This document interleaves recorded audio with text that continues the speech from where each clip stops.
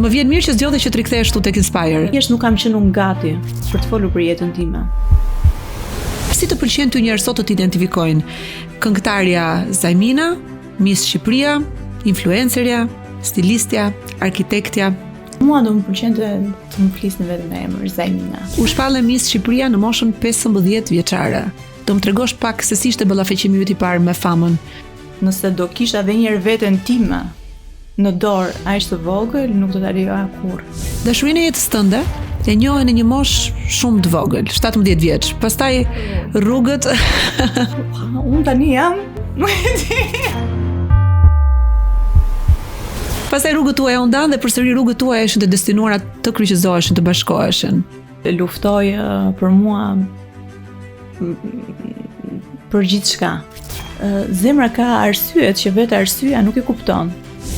Det me dallë ka qenë marrëdhënia juaj në fillim sepse bashorti yt vinte nga një divorc me 2 fëmijë. Si e ke përjetuar ti këtë dhe me çfarë sfidash je ndeshur? Në dashuri nuk ka mëkate, nuk ka gabime, ka ndjenja që ndoshta disa njerëz të tjerë nuk i kuptojnë.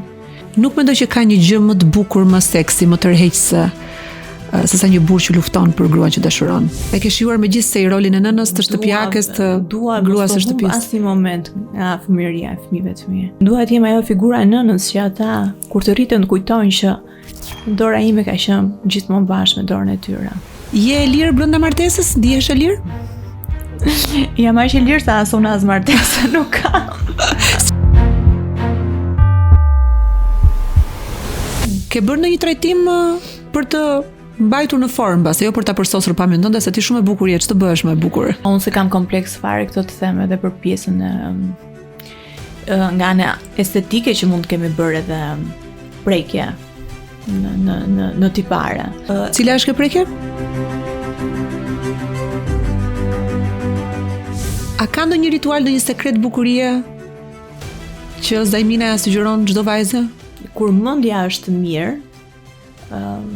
bukuria është më e dukshme. Siç ka një aur tjetër, ka një shkëlqim kur zgjedh jetë e lumtur në jetë.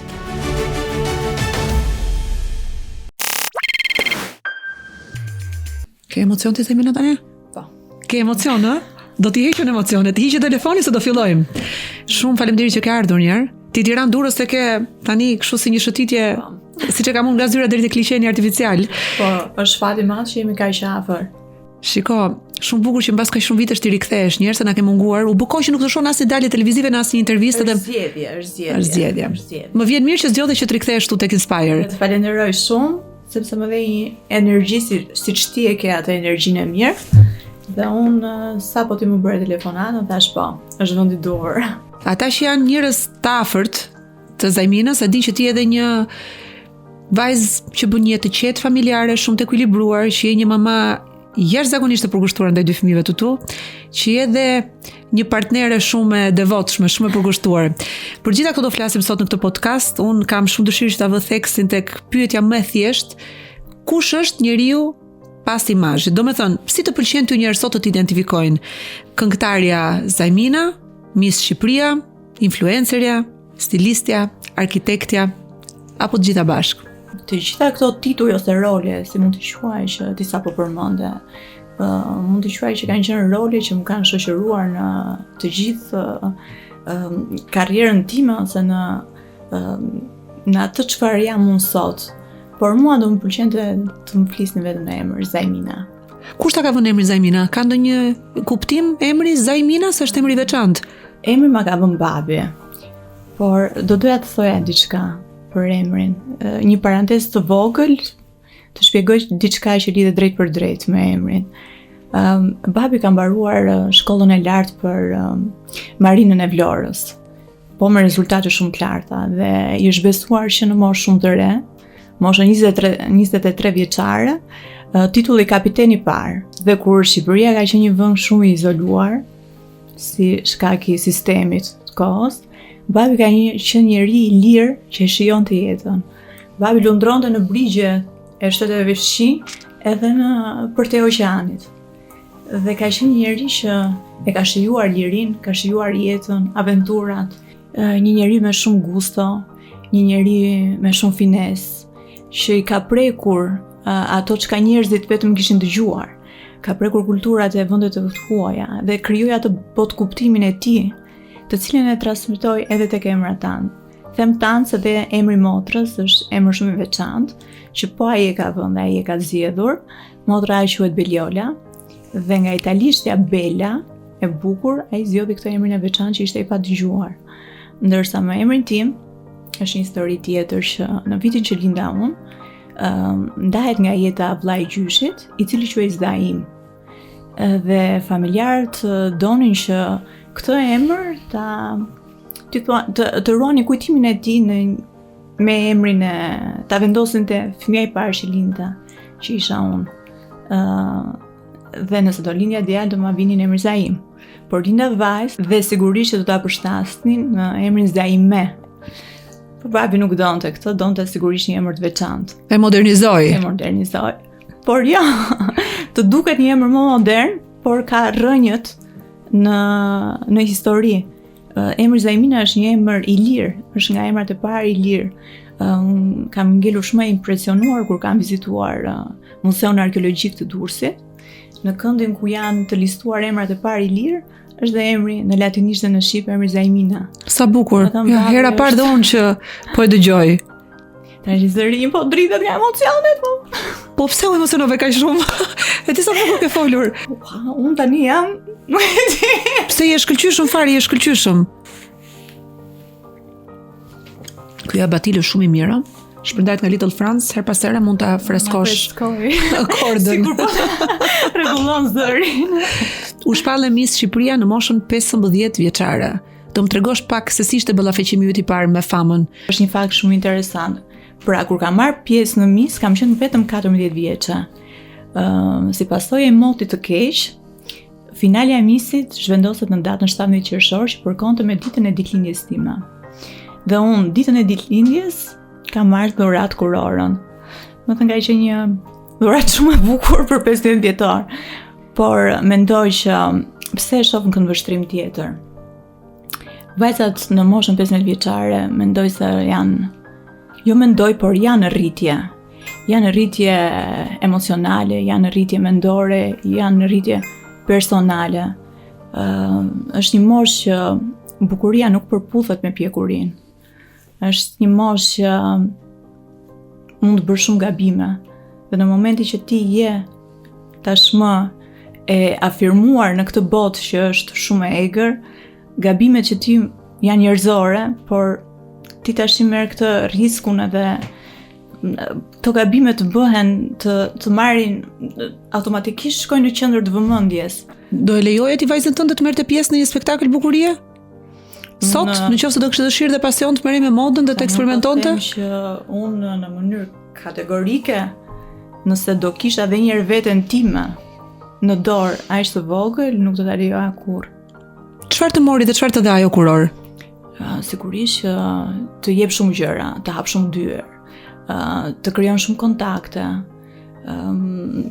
Po dhe unë i mora, e shfrytëzova atë moment, e shfrytëzova dhe për të ndjekur pasione të tjera që kisha siç ishte muzika. Por më mori kohën.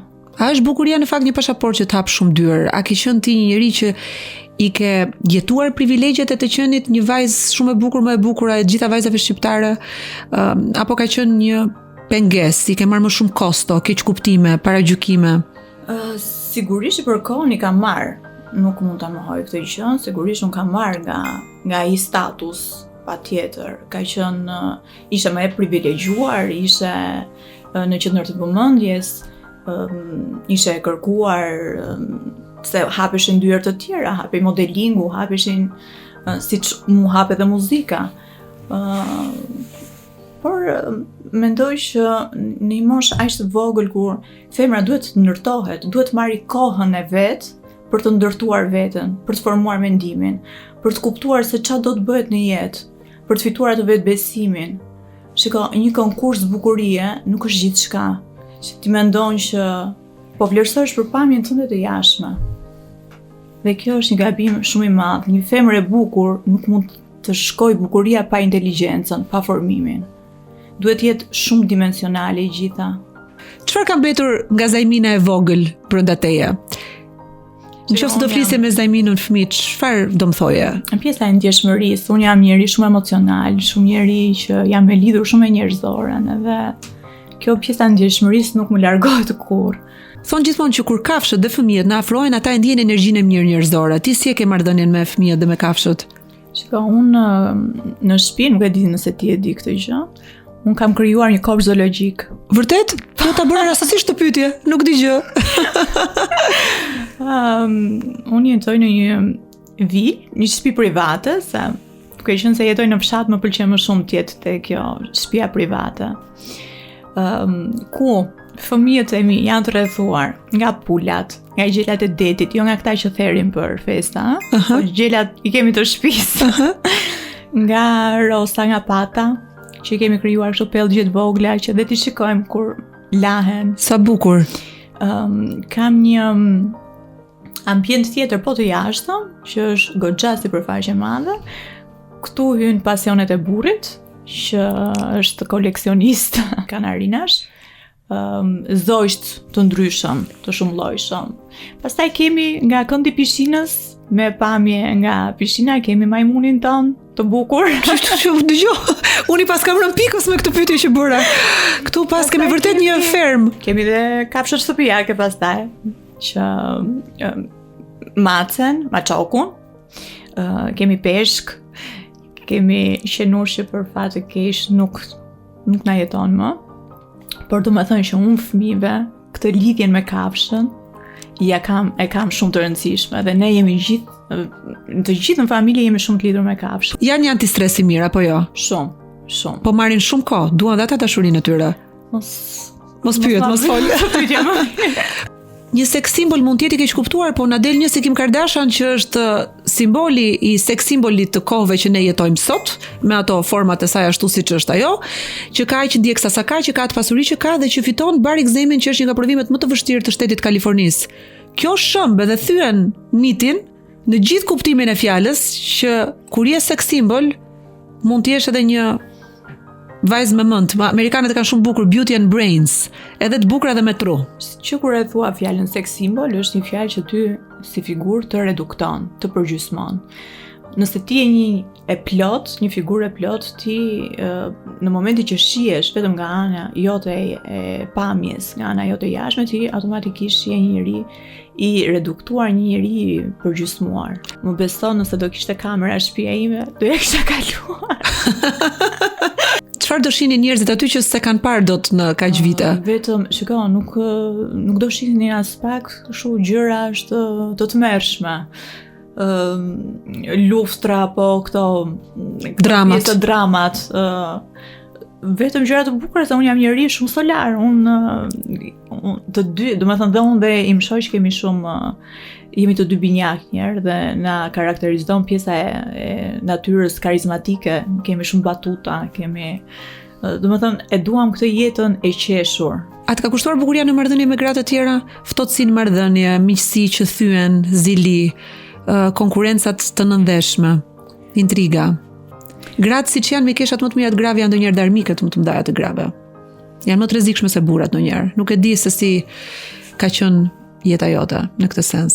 Shiko, mua më mendoj që paktën çaj eksperiencash dhe situatash kam pasur unë me se nuk dua të them këtë femrat jo të bukura dhe femrat e bukura, se nuk dua ti cilësoj si jo të bukura, se për mua femrat janë të gjitha të bukura, por ndonjëherë sjellja e shëmtuar i shoh në atë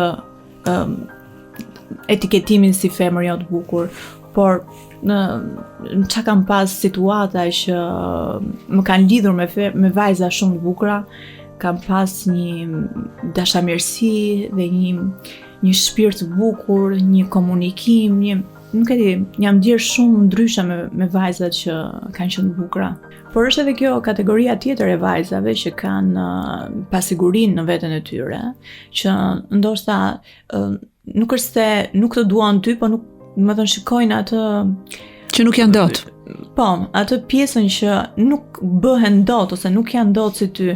Dhe këto kjo kategori vajzash kanë qenë ato që mua më kanë lënduar, më kanë keq kuptuar, ndoshta edhe më kanë urryer, ndoshta edhe janë këto që fshihen mbas adresave fake nëpër rrjetet sociale që shfaqin një vrerë edhe hedhin një vrerë në figurën tënde. Dashurinë e jetës tënde e njohën në një moshë shumë të vogël, 17 vjeç. Pastaj rrugët të vrapruj, të ftohtë. Pastaj rrugët tuaja u ndan dhe përsëri rrugët tuaja ishin të destinuara të kryqëzoheshin, të bashkoheshin.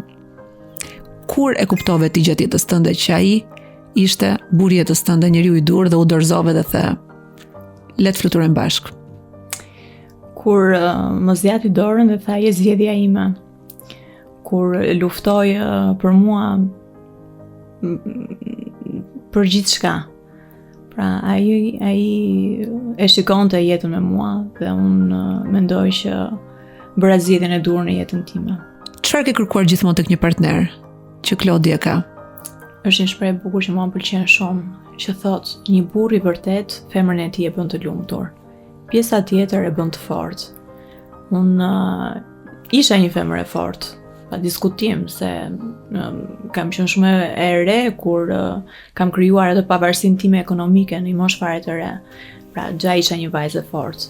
Por në jetën time kisha nevojë për një mashkull që më bënte të lumtur. Klodi më dha gjithë lumturinë e botës. Çfarë do të thotë për ty që një partner të bëjë të lumtur? Me çfarë lumturohesh ti? Është një njerëz që ditë të dëgjoj, ditë të kuptoj, ditë të mbështesë. Se në fundit një martesë këto gjëra ka. Është përditshmëria jote që s'duhet të jetë monotone, as duhet të jetë të ndihesh jo e lirë në atë marrëdhënie, në një marrëdhënie të mbytur. Ti duhet të jesh një njerëz i lirë në këtë marrëdhënie, të kesh atë sigurinë që kam dikën në krah që është mbështetja ime më e madhe. Det me dallë ka qenë marrëdhënia juaj në fillim, sepse bashorti yt vinte nga një divorc me 2 fëmijë. Si e ke përjetuar ti këtë dhe me çfarë sfidash je ndeshur? Me mentalitetin e shoqërisë, nuk e di familjen se sa e ke patur mbështetje dhe nuk e di ti se sa e përgatitur ishe për të importuar në marrëdhënien tënde të gjitha problemet e një eks-martese, të një eks-partneri, të 2 fëmijëve, të një divorci. Në dashuri nuk ka mëkate, nuk ka gabime, ka ndjenja që ndoshta disa njerëz të tjerë nuk i kuptojnë. Po, kam qenë e gjykuar, e paragjykuar, ndonjëherë nga njerëz që nuk kanë pas të bëjnë fare me jetën time, por ka qenë e çuditshme që kanë zgjedhur të gjykojnë jetën e dikujt që nuk e njohin fare. Dhe që ka provuar të kundërtën e pasigurisë së tyre, sepse juve keni shumë vite bashk, keni një martesë të lumtur, një familje shumë të bukur, 2 fëmijë. Dhe i keni provuar të kundërtën, ëh? Njerëzit duhet të kuptojnë që të zgjedhësh një njerëz nuk është thjesht që e pash më pëlqeu dhe kjo është e gjitha.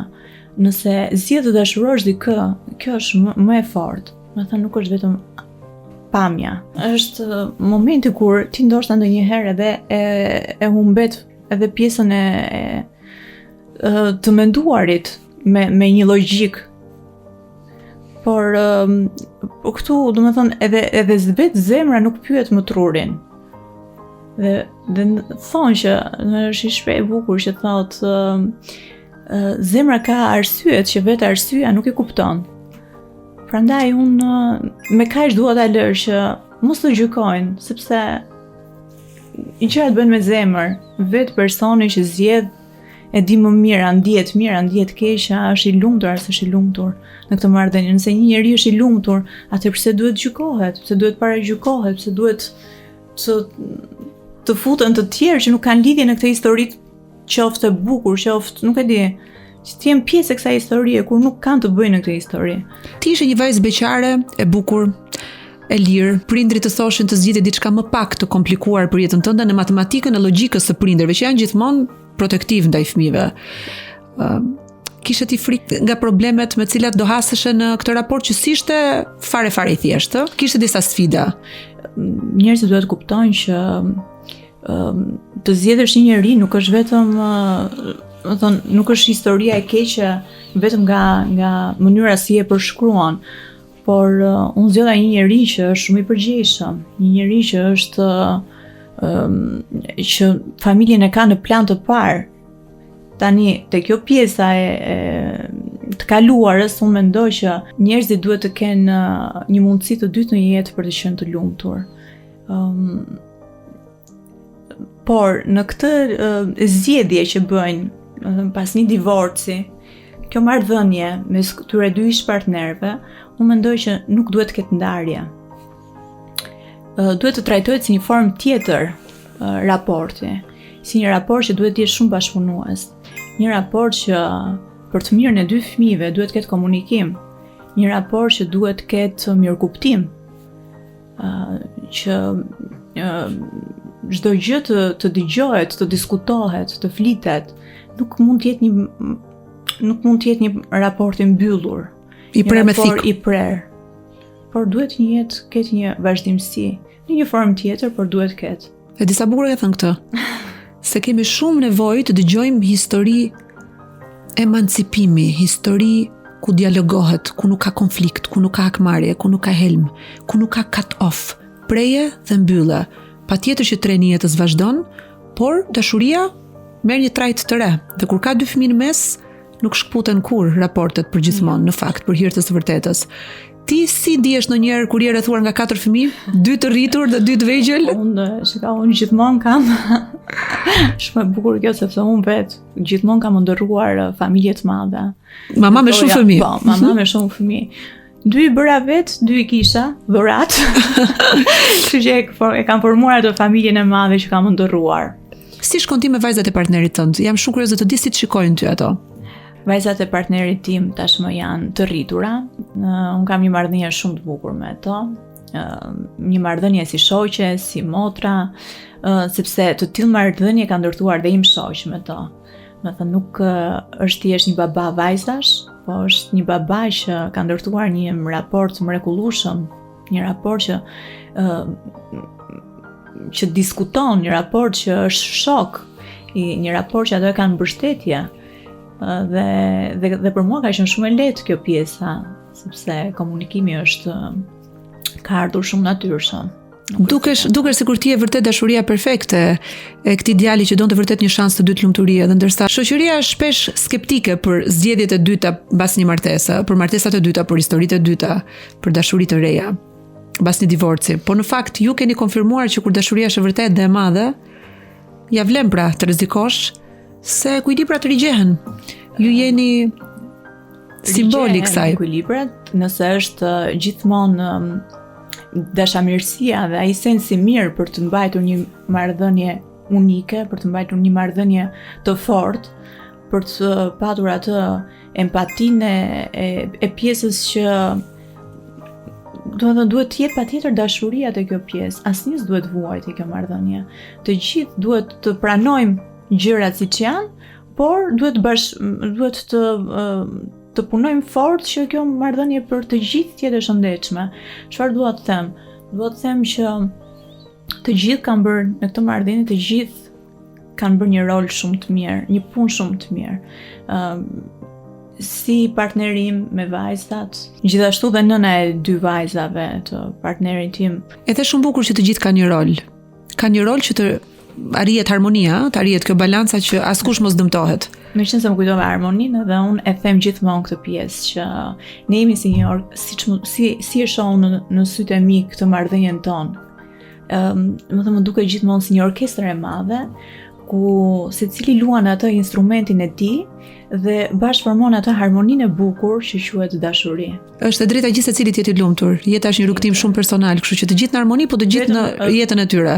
Mendoj që njerëzit duhet të marrin përgjegjësitë për gjitha vendimet që marrin në jetë. Po mua m'pëlqejnë shumë njerëzit guximtar, ata që nuk friksohen, ata që nuk zbrapsen, ata që kanë fuqi të marrin vendime kur bëhet fjalë për dashuri të duhura, ato dashuri të mëdha që nuk vijnë shpesh në jetë. Kështu që mendoj që ti i ke dhënë shumë gjëra Klodit. Klodi nuk e njoh, por i ke dhënë 2 fëmijë të mrekullueshëm, i ke dhënë përsëri familjen, dhe i ke dhënë një familje jo me 2 po me 4 fëmijë, sepse fakti që harmonia funksionon mes 4 fëmijëve duhet të jetë shumë e rëndësishme për të. Sa ai është babai i 4-ve, ti je nëna e vetëm 2 prej tyre. Kështu që është dhe merita jotja. Nuk i kam bërë asnjëherë diferencën. Bravo. Cila është pjesa jo perfekte e jetës tënde që ti do ta ndaje pa kompleks me ndjekësit, apo ti do që në Instagram vetëm ti frymëzosh njerëzit edhe ti japësh atë pjesën e bukur, atë pjesën e këndshme, atë pjesën me ngjyra, të qeshur, të lumtur, se ka një paradoks këtu, ndonjëherë themun, shiko, të nxjerr një moment të brish timin, pastaj them, pak halle kanë njerëzit, ti nxjerr tani dhe unë lotët e mi dhe problemet e mia, dhe preferoj për shembull që ta qëroj pak ato mollën edhe t'ja jap kështu të qëruar. Mirë, po njerëzit ndonjëherë duan tek ti të projektojnë edhe dramën e tyre dhe vuajtjen e tyre dhe bëhesh më njerëzor kur ju tregon që dhe ti vuan si ata. Në fakt ti, çfarë zgjedhje ke bërë për të komunikuar përmes fotove, videove, jetën tënde? Nuk e bëj dot rolin e një vajze që është non-stop e pranishme me ndjekësit e saj. Sepse nuk e kam natyrën, unë jam natyrë shumë e tërhequr, jam natyrë shumë e rezervuar, nuk dua, jo, më thënë nuk dal dot jashtë natyrës time për ta bërë këtë gjën. Postoj gjëra që do jetë motiv diçka.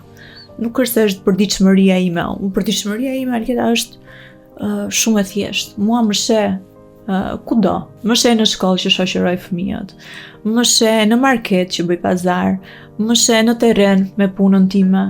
Më sheh, nuk e di, kur rimar fëmijët. Më sheh bëj një jetë shumë të thjeshtë, nuk kam komplekse për të qenë shikosa. Unë jam figura publike që njerëzit mua nuk duhet më shohin. Gatuan ti në shtëpi? Gatuan? Patjetër. Të pëlqen? Patjetër, më pëlqen të gatuaj shumë mirë, shumë shishëm dhe shumë pjatat duhet të jenë estetikisht shumë bukur. Jam e bindur që ti do jesh një surprizë për publikun shqiptar me gjithë rrëfim që ke bërë sot këtu. Se njerëzve ju duken ndonjëherë vajzat e bukura si lule mos më prek. Ato duhet i kenë të gjitha gati dhe duhet vetëm të shkëlqejnë, të kenë thonjë të bërë flokë të krehur dhe të jenë edhe të bukura kështu të kuruar, apo kur ti i servir vërtet këtë jetën e thjesht jashtë kamerave që është e njëjtë me gjithë të tjerët, i ke bërë të ndihen shumë mirë. Jam e bindur. Kam mundësinë që të marr edhe siç është bërë në trend tani, një grua të huaj që të bashkëjetoj me mua në shtëpi, që të jetë një ndihmë për mua, për fëmijët e mi, që kur shkoj me fëmijët në lodra të kem dhe këtë gruan e huaj që të rri me fëmijët e mi dhe unë të pije qetë një kafe ose të drekoj e qetë, por nuk e kam zgjedhur këtë gjë. E ke shijuar megjithëse i rolin e nënës, të shtëpiakes, të gruas së shtëpisë. Dua asnjë moment nga fëmijëria e fëmijëve të mi. Zgjedhje bukur. Jem e pranishme çdo moment për ta. Pra dua të jem ajo figura e nënës që ata ta kenë pikë referimi në jetën e tyre. Bukur. Dua të jem ajo figura e nënës që ata kur të rriten të kujtojnë që dora nuk është lëshuar kurrë nga ata. Dora ime ka qenë gjithmonë bashkë me dorën e tyre. Do kthehem prapë tek marrëdhënia në çift. Ester Perel thotë që marrëdhëniet e fatgjata kanë një paradoks, se dashuria kërkon afërsi, siguri, strehën, ndërsa dëshira ushqehet me pak mister, pak imagjinat, risi, aventurë.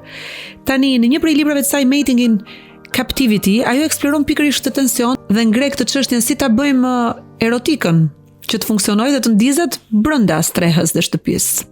Pyetja ime është si e mbani ju gjallë jetën në çift, edhe kur rutina është e pashmangshme, si për çdo çift tjetër. Pasionen, si e mbani të ndezur? Shiko, unë mendoj që fillimisht do të kuptojmë që një marrëdhënie në çift, se zakonisht thonë që shiko, ne jemi një, por jo, ne nuk duhet të funksionojmë një në çift. Ne duhet të kemi secili hapësirën e tij. Pra, secili të ketë atë rrugën e tij dhe patjetër që duhet të jemi mbështetje për njëri tjetrin. Por dhe kjo është e bukur që në momentin që ne funksionojmë të dy jemi paralel dhe secili ka hapësirën e tij dhe momenti kur vim në shtëpi për shembull kemi diskutim, si e kalove ti ditën sot, si e kalova unë sot, çfarë bëri ti sot, po unë takova këtë sot. Do të thënë ka dinamik marrëdhënia dhe është një shprehje shumë e bukur që thotë dashuria më e madhe, më e fuqishme është ajo kur partnerin e konsideron diçka që nuk e zotron akoma të gjithin. Pra është kjo gjëja si ti pjesë sensuale e gjës që ti e ke akoma si një gjë që nuk e zotron. Mund ta humbasësh. Po. Në risk. Por nëse mban këtë raportin kështu, që nuk që ke këtë raportin që secili ka të individualitetin e tij dhe nuk jeni në burgun e dashurisë, në burgun e martesës, por funksionojmë paralelisht, mbështesim sigurisht njëri tjetrin. Por unë mund të të mbas ty dhe ti mund të më mbasësh mua. Prandaj matu mirë. Prandaj më fito çdo ditë. Puno çdo ditë që të mos më mbasësh. Duhet të jetë më interesante se duhet të ketë dinamik që nuk mund të jetë monotoni çdo ditë. Një grua shumë seksi, shumë tërheqëse e vën ndonjëherë në siklet partnerin. Siç vën siklet dhe shumë vajza të tjera. Tani si e bën ti zonjën në krah të burrit tënd? Që ai të ndihet mirë dhe mos intimidohet. Unë nuk e kam këtë, unë domethënë të thash jam njeriu, domethënë mund të dukem kjo vajza që është kaq e mbajtur, ndoshta kaq e kuruar, që kujdeset kaq shumë për veten, po unë jam njeriu më i thjeshtë. Domethënë po të më takosh ti e ke këtë pjesën me mua, jam shumë solare si njeri që nuk të krijoj asnjëherë bezdin. Je e lirë brenda martesës? Ndihesh e lirë?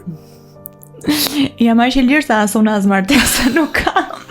Sqaroje të lutem se po të pan pa unas në dorë ta bëj lajmin direkt. Bëj shaka, se jo, me vërtet nuk kam. Pse nuk man vërtet unas? Sepse nuk shikon, me bijut nuk është se kam ndonjë kështu lidhje emocionale. Jam njeri që më krijojnë bezdi. Ke bërë dasëm ti? Jo, dasëm nuk kam. Celebrim po? Celebrim po. Ne të dy jemi të lirë në marrëdhënie, në martesën tonë. Martesa jonë është përditshmëria. Mënyra si kujdesemi për njëri tjetrin, mënyra si e dëgjojmë njëri tjetrin, si mirëkuptojmë çdo gjë, si e respektojmë, si e dashurojmë. Pra, martesa për mua është gjithçka dhe sigurisht po mos do kishte liri nuk do funksiononte. Çfarë do falje dhe nuk do falje kurti në një marrëdhënie në çift? Sajmina. Ka dy lloj gabimesh. Janë gabimet me vetdije dhe gabimet pa vetdije. Gabimet pa vetdije janë këto gabimet që ndoshta njeriu nuk është shumë koshient për atë që bën, por që gjen forcën e madhe për të thënë ty më fal, se nuk e bëra për të të lënduar. Por janë dhe këto gabimet e tjera që janë me dashje, këto gabimet që automatikisht njeriu tjetër të tregon një mungesë jashtëzakonisht respektin ndaj figurës sënde. Janë këto gabime që nuk do t'i falja kurrë. Mungesa e djeshmërisë të një djali në raport me... Në moment që ti e ke bërë qëllimisht gabimin kundrejt meje, do të thotë që nuk e falje nga mua. Ti e nëna e dy fëmijëve që quhen Kloe dhe Kamar. Çfarë emri është veçantë? Tani më trego pak si u ndjeve ti kur u bëre nën për herë të parë, për herë të dytë, si ka qenë shtatzania, lindja, kur je ballafaquar me rolin e ri, me përgjegjësinë e re të jetës tënde. Ma përshkruaj pak.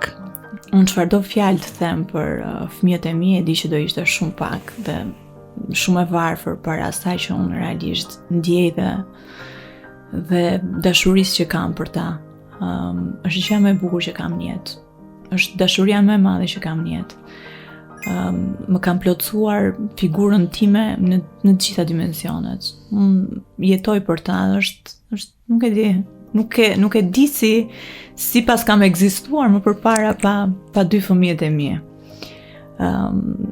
Kloj dhe Kamari. Çfarë të kanë zbuluar fëmijët që ti nuk e ke ditur për veten tënde dhe çfarë të kanë mësuar ata ty? Sigurisht që durimi njerë është e para. Që durimi më është një durim olimpik, nuk ka do të më japin dorën për këtë pjesë. E dyta është sigurisht që dashurim pa kushte, që dhe të gjërat e vogla duhet shihen. Ato gjërat e mëdha nuk, më thënë, janë aq të pastër, aq të çiltër që dhe ti bëhesh pjesë. Shiko, mendo me fëmijë është një gjë interesante shumë, sepse ti mendon se po rrit ti ata, por ti nuk e kupton se sa shumë po të rrisin ata ty. Do të thënë është një marrëdhënie ndërsjellë që ti rritesh njëkohësisht me ta. Nëse do t'u lije fëmijëve një mesazh që ata do ta shikonin mbas 20 vitesh, çfarë do kishe dëshirë ti thoje sot? Mos ta humbin kurrë veten për të kënaqur të tjerët. Të punojmë fort në jetë, po pa harruar pjesën e njerëzore, ndjeshmërinë. Dhe mos harrojmë kur që familja është streha atyre më e sigurt. Tani të gjitha vajzat me siguri janë duke thënë me mendjen e tyre, po mi kjo Alketa ti bëj disa pyetje tani për ritualet e bukurisë, kjo Zajmina shumë e bukur është. Si është jeta jote sot me 2 fëmijë, shkon ti në palestër, çfarë trajtimesh bën ti për veten tënde që të dukesh e freskët edhe në formë, se në fakt dukesh shumë mirë. Të falenderoj shumë. Shiko, unë e para është gjenetike, duhet të thënë. Se nuk është se më është dashur shumë për të marrë me veten time. Sepse, më thënë, trupi, fiziku gjithmonë ka qenë, dhe unë dhe pas lindjeve jam rikthyer në trupin tim të më përparshëm shumë shpejt. Nuk është se më është dashur palestra për të rikthyer. Po sigurisht që moshën nuk e kemi më sa që kemi qenë dhe tani na duhet ajo palestra për të tonifikuar dhe për të mbajtur trupin në formë. Dhe frekuentoj palestrën. Pra bëj aktivitetin fizik, merrem sigurisht dhe me pjesën e tani dhe mosha prap kemi dhe rrudhat. Edhe këtë pjesën e kemi bëj këtë rutinën e mëngjesit dhe të darkës, është shumë e rëndësishme dhe ti dedikosh dhe pak kohë vetes, vetëm me veten tënde. Shumë kohë, jo pak kohë, shumë kohë. Qoftë dhe një 10 minutë, okay. Nuk po them, ti je vetëm qetësi ti me veten tënde. Është dhe shëndeti mendor është shumë i rëndësishëm për paraqitjen tënde, shumë i rëndësishëm. Pra ti duhet i kesh të gjitha këto gjëra në frekuencë. Ke bërë ndonjë trajtim për të mbajtur në formë, base jo për ta përsosur pamjen tënde, se ti shumë e bukur je, ç'të bëhesh më e bukur? Shikoj, unë se kam kompleks fare këtë të them edhe për pjesën nga ana estetike që mund të kemi bërë edhe prekje në tipare. Kur kam qenë 20 vjeç kam bërë këtë prekjen e parë. E parë dhe të vetme në fytyrë, por që më përmendet jashtëzakonisht shumë. Cila është kjo prekje? Tek pjesa e buzëve. Je penduar? Je kënaqur me pamjen, me rezultatin? Shiko, kush më shef nga afër thotë je ke shumë bukur. Kur dëgjoj këtë pjesën që jeni bërë gjitha njësoj. Prandaj ta përmenda edhe këtë pjesën e moshës që e vetmja prekje që unë kam bërë një moshë kur kam qenë 20 vjeçë dhe tashmë jam 38, kanë kaluar shumë vite dhe nuk ka ndryshuar. Domethënë unë nuk kam bërë më asnjë ndryshim në imazhin tim. A ka ndonjë ritual, ndonjë sekret bukurie që Zajmina ja sugjeron çdo vajzë? Shiko, unë mendoj që kur mendja është mirë, bukuria është më e dukshme. Kur një femër zgjedh të buzëqeshë në jetë, merr edhe një pjesë, siç ka një aurë tjetër, ka një shkëlqim kur zgjedh jetë e lumtur në jetë. Dhe unë do doja shumë që vajzave të thoja që ta bëjnë jetën tyre të lumtur. Të zgjedhin në jetë për të qenë të lumtura. Studioja e arkitekturës quhet Sy Ark apo jo? Po. Me çfarë merret Sy Ark? Sepse gjithçka në arkitekturë nis me syrin. Pra syri është ai që ti vështron, syri është ai që ti percepton, syri është ai që të përkthen hapësirën e emocion. Dhe për mua syri është instinkti im krijues, ai që është përtej formës, përtej materialit, që harmonizon bukur estetikën me emocionin. Jam lodhur pak për këtë emër. Dhe shumë miq arkitekt, duke parë këtë lodhjen time në kërkim të emrit të duhur, më thonin që shiko se ke shkronjën Z të emri, është një shkronjë që është e fuqishme në një logo arkitektura, studioja. Por jo, unë doja diçka që kishte më kuptim. Pra, doja diçka që të më identifikonte mua si një grua arkitekte. Pra, doja të syrin që shikon me ndjenjë, por që ndërton me strukturë. Sepse në fundit, arkitektura është një gjuhë vizuale, që flet nëpërmjet dritës, flet nëpërmjet materialit, nëpërmjet formës, flet për vendin, më thënë është fjala e dur, syri ishte fjala e dur. Mos mungo ka gjatë se ke grumbulluar shumë mençuri dhe përvoja të bukura gjatë jetës. Ti më the që lexon shumë edhe ke çfarë të ndash me njerëzit. Ke thënë gjëra shumë të bukura sot. Dgjoj, meqense e prek këtë pjesën edhe unë të them të paktën këtë pjesë pse jam shkëputur.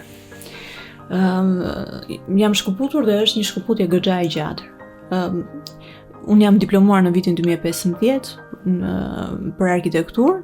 Dhe sot jemi në vitin 2025 dhe kanë kaluar 10 vite, është një dekadë e kaluar. Dhe nga këto vite është 10 vjeçari më i bukur i jetës time.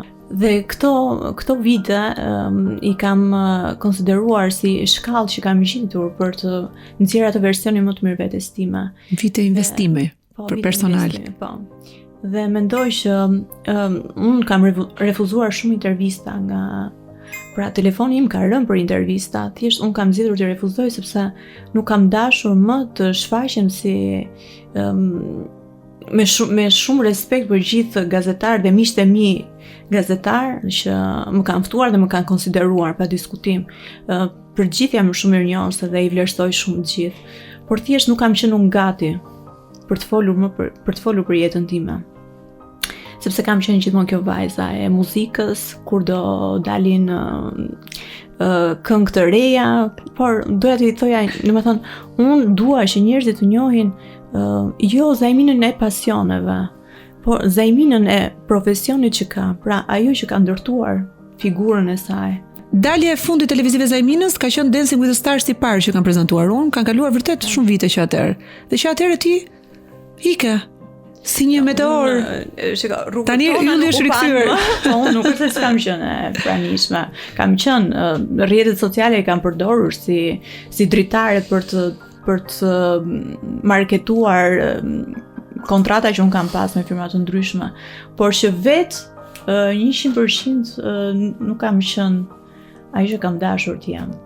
Do të pëlqente të rikthesh në televizion me një projekt? Apo nuk të mungon? Jo, nuk më mungon fare në televizion. Unë jam Nëse do të vendosi një ligj universal që do respektojë në të gjithë botën, potencialisht, cili do të ishte ai? Do të vendosja ligjin e dashurisë. Nuk e di nëse ti e ke lexuar letrën që Einsteini i drejtohet vajzës së tij. E kam lexuar e di përmendesh. Dhe atje flet për fuqinë e dashurisë që është forca më e madhe në univers. Dhe i thot, meqense ti e di përmendesh, që nëse njerëzit do dhuronin dashuri, shumë gjëra në botë nuk do kishin ndodhur, si luftrat. Njerëzit do ishin nga dashuria, nuk do kishte as luftra, do ishte vetëm dashuri dhe paqe. Dhe unë do doja shumë që ky ligj të ekzistonte. Brenda nesh është. Mund ta vëmë në punë edhe në jetë sa herë që zemra funksionon siç duhet.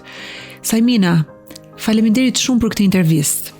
Jam kënaqur shumë që të takova mbas kaq shumë vitesh. Besoj janë të kënaqur dhe ndjekësit e këtij podcasti që gjetën tek ty vërtet një vajzë të bukur 360 gradë. Ti je një vajzë shumë e bukur. Të falenderoj shumë dhe unë jam shumë e lumtur që mbas një periudhe kaq të gjatë pauze, unë e gjeta veten kaq mirë dhe kaq lirshëm në një intervistë me ty. Të lutem një tatuazh në formën e syrit këtu. The Evil Eye, që mos të zër asnjëherë syri i keq edhe energjitë e këqija. Do më tregosh parfumin para se tikësh? Patjetër. Se vajzat janë kurioze ta dinë. Aventus quhet, ë? Aventus for her. Do ta vë dhe unë pak tani. E gjeni tek Maison de Parfum. Po vi parfumi. Po një parfum për Zajminën patjetër mbas këtij podcasti. Faleminderit shumë Zajmina. Ishte shumë kënaqësi. Ky episod u mundsua nga Uji Abatil, i distribuar nga Little France Albania. Në këtë episod na mbështetën edhe dy partnerë të tjerë, Pia Energjike 802 dhe Bavaria Smalt.